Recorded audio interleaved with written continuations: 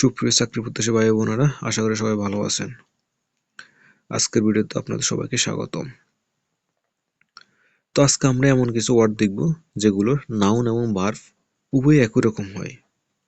তো শব্দগুলো নিচে দেওয়া হলো, আমরা একটু দেখি কি কি শব্দ আছে। এরকম brush, water, book, dream, master, massacre, father, hammer, dance, telephone. সাধারণত এই শব্দগুলোর নাউন এবং ভার্ব ফর্ম একই হয়।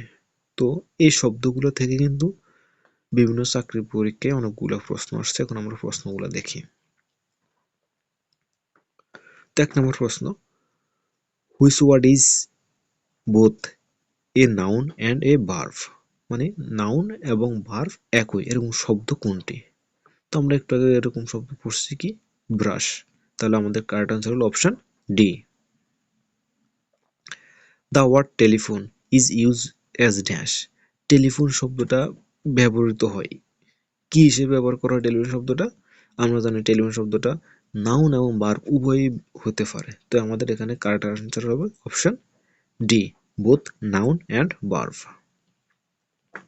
3 নম্বর প্রশ্ন, the word book is use as dash. Book শব্দটা কি হিসেবে ব্যবহার করা যায়? তো আমরা জানি বুক শব্দটি নাউন এবং ভার্ব উভয় হিসেবে ব্যবহার করা যায়। তাহলে আমাদের কারেক্ট আনসার হলো option D, both noun and verb. 4 নম্বর প্রশ্ন, the word massacre is use as dash. তাহলে এই শব্দটা আমরা কি হিসেবে ব্যবহার করতে পারি? Noun and verb. তাহলে আমাদের কারেক্ট আনসার হলো অপশন ডি। 5 নম্বর প্রশ্ন, what is the verb form of the word father? Father শব্দের ভার্ব কোনটি? তো ফাদার শব্দের ভার্বও কি হবে? ফাদার। ফাদার শব্দের নাউন এবং ভার্ব উভয় হিসেবে ব্যবহার করা যায়। তাহলে ফাদার শব্দের ভার্ব হবে ফাদার।